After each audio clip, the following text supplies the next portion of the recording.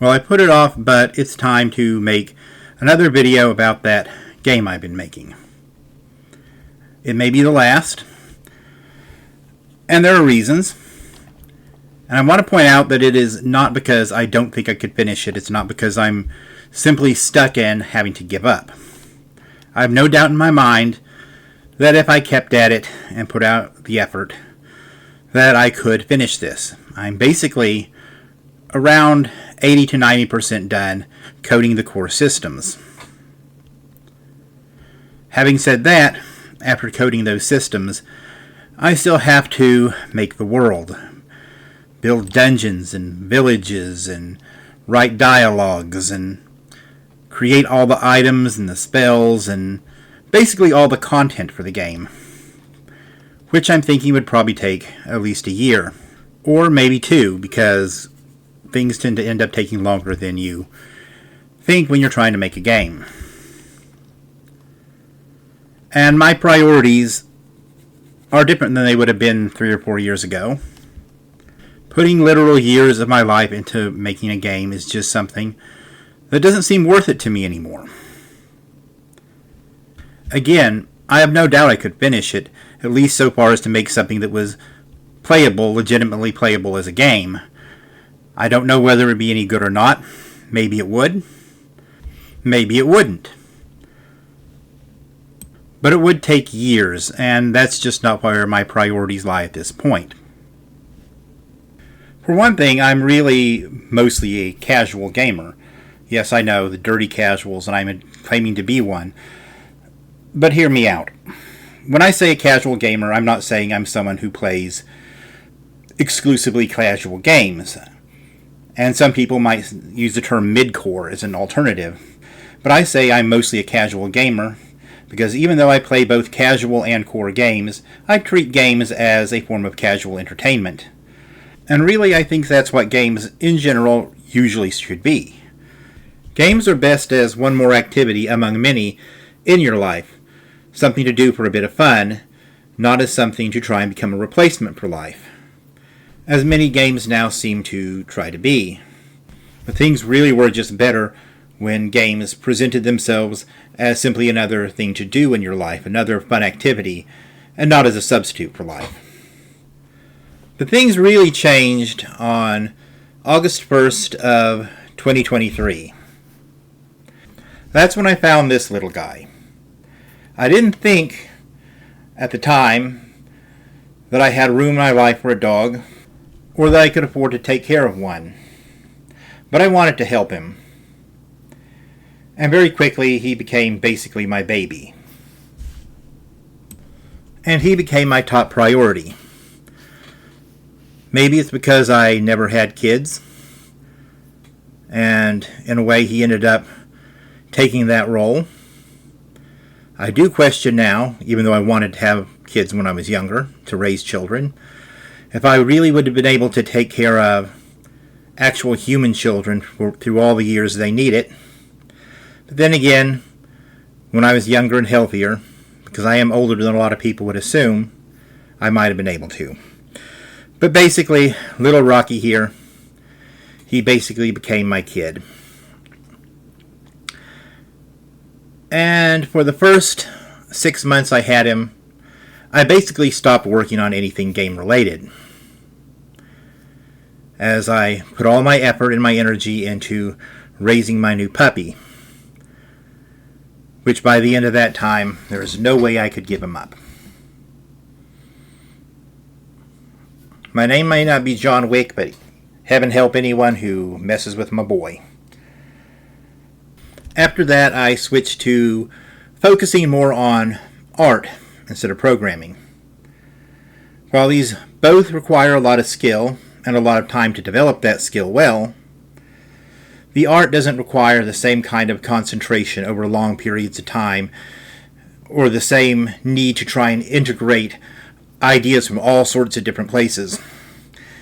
And if you mess up one of your models, and if you mess up one of your 3D models, you've messed up that model, not the entire project, which can happen if you make a mistake in some code that interacts poorly with code somewhere else, and it's not always obvious where the problem is.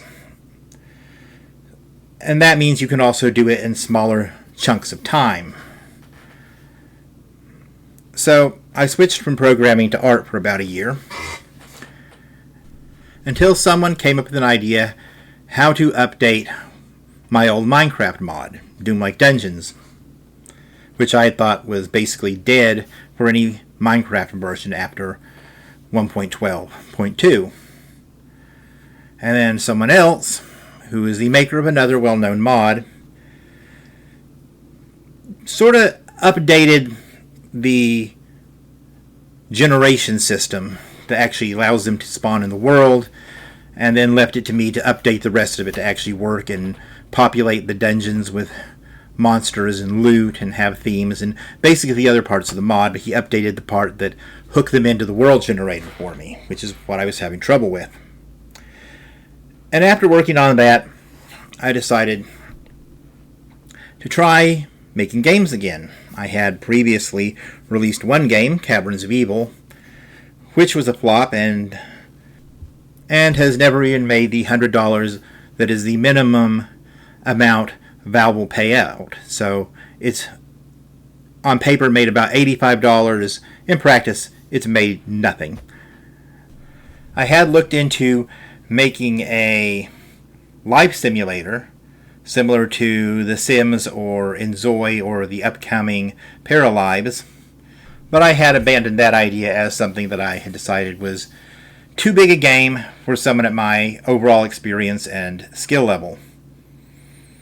I had looked briefly into making a sort of micro RPG just as a hobby side project using an asset called RCK, Role-Playing Game Creation Kit. But that is sort of what got canceled when I found my boy, Rocky. So I looked at some of the ideas for making just a little small game with RCK. Oh, and by the way, that game had gone from being small to having an entire continent by the time I abandoned it, but had no real content besides a map at that point. After looking at it for a while, I decided I'd prefer more creative freedom, and I could make an RPG by myself. It really would be easier, and yes, I still say this is true, it really would be easier than the life simulator idea. Quite a bit, in fact. At least as far as the technical programming aspects. When it comes to creating all the content, that might actually be different. So I started working sometime late January or February last year, so almost exactly a year ago, on my very own role-playing game framework, which I was then going to build a game around as an alternative to building on top of RCK. I was going to build it on top of my own framework. And that's what my devlogs have been showing, is that framework, as well as some of the content that might be in the game that I had added for testing purposes early versions of. But it's that game and more than anything else, that framework. Back when I was working on Caverns of Evil, I would often voluntarily crunch from early morning until midnight, all day long, only taking a few breaks to eat and, of course, my breaks to use the bathroom, which wasn't good for my health or the upkeep of my house or life in general, but I would do it almost compulsively. But I no longer feel driven to do this. In fact, I really no longer really want to do that. Working on a game all day, and sometimes working on it at all, no longer feels particularly motivating. And no, it's not a demoralization thing. It's not the kind of motivation that those selling motivation are usually talking about. It just doesn't seem that interesting anymore. And when it comes right down to it, I'd rather do things in the real world. I'd rather spend time with the dog who is my sweet, sweet little boy. The digital worlds known as games are still enjoyable at times, but they've lost a lot of their charm, and making one in particular has. When it comes right down to it, given a choice between more of this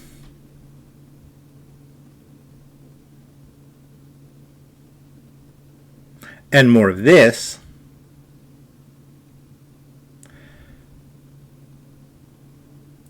I absolutely choose the latter.